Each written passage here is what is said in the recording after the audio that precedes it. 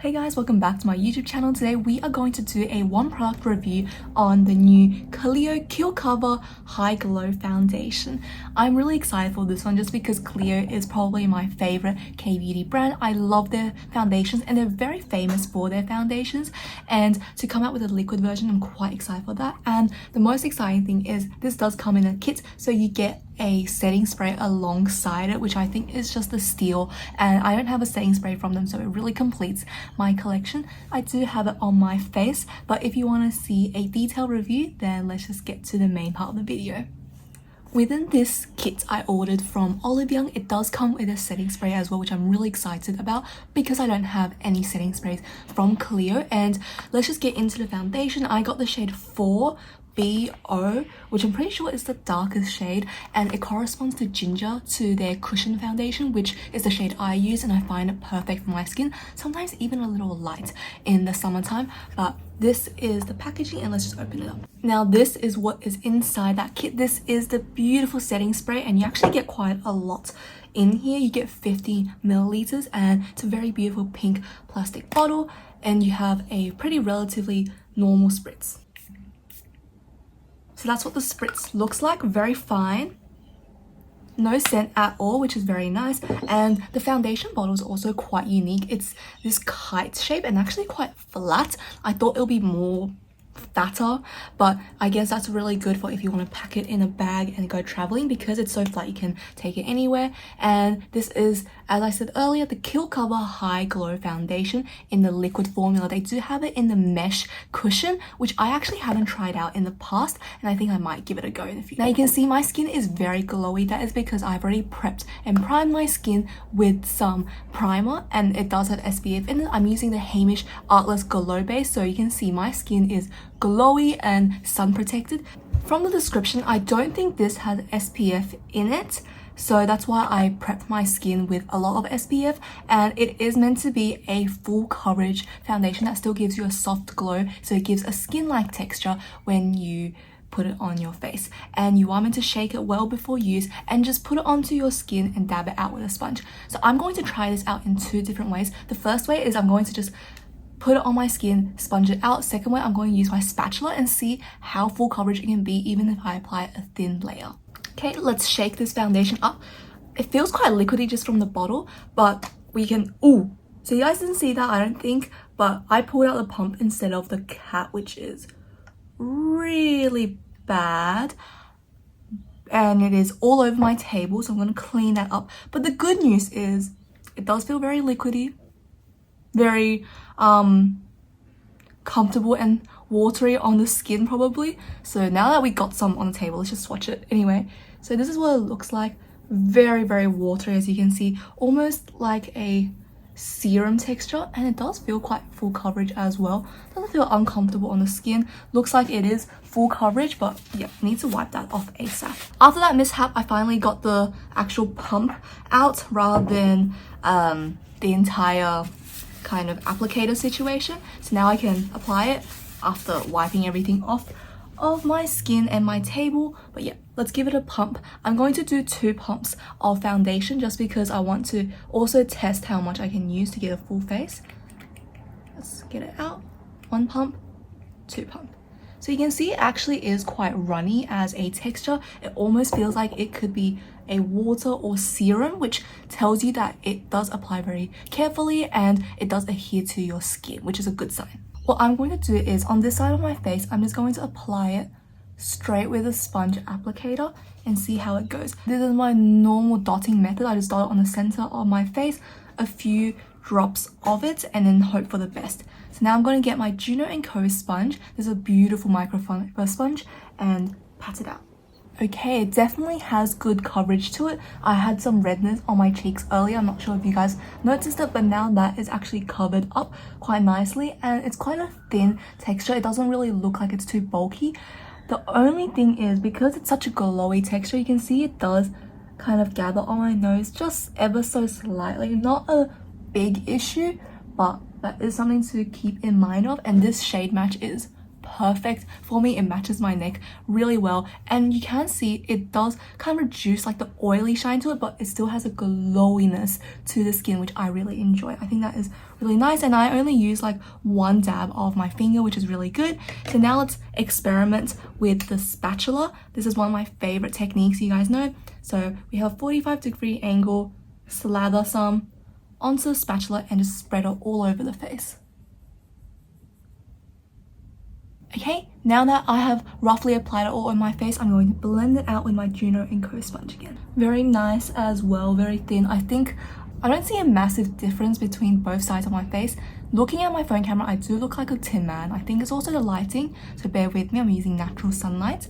But there's not a massive difference. I suppose this side is a little bit more even and full coverage just because the method of the spatula allows you to keep the area where you apply it directly to be a little bit more full coverage because you're blending out the edges essentially. So this side is less full coverage than this one, but overall I would say this is actually quite full coverage. I would say it's a full coverage to kind of high medium spectrum foundation. Very, very nice, and it does look very skin-like, which I really enjoy. And you can see when I applied it with the spatula, I was able to really get into my crevice, so it looks less, I guess, splotchy than the side where I applied my fingers. This one I really got into the pores, I suppose, and it just looks really nice. Now on the nose, because my nose is very oily and I put on SPF, it does look like it might run a little bit, but not an issue for now.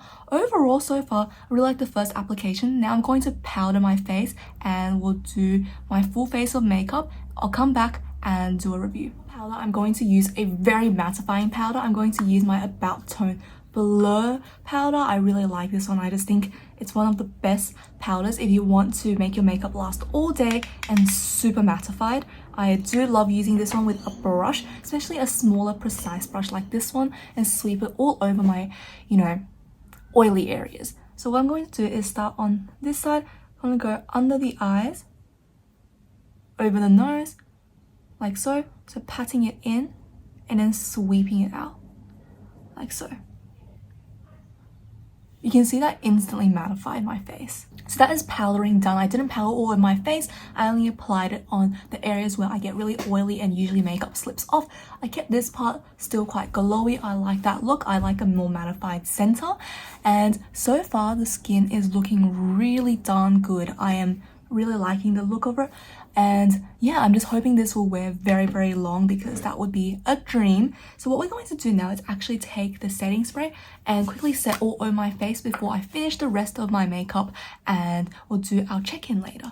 Now I must say, spritzing it on my face, it does feel different from the swatch I did earlier because it feels quite short and very fine, so you do need quite a few spritzes to like really get in there, whereas I'm used to more like the Western type, like Fix Plus, Charlotte Tilbury and NYX, where there's quite a lot that comes out. This is very, very fine in comparison, and that one has a longer like shooting range, I suppose. This one's like a bit shorter, so you have to really like get a little bit closer to get everywhere, but I don't think it disrupted my makeup. Looks good. Hoping it would make everything mush together, but I am actually going to finish the rest of my makeup and then we'll come back, do an initial look, and I'm going to do some checkups throughout the day and then have a final opinion on this new Clio Glow Cushion Foundation. I am back with my full face completed. It's a very simple look today. I want to give a shout out to what I used. So I actually used the Airpress Cocoa Crayon in the shade Brave, this beautiful kind of taupey color.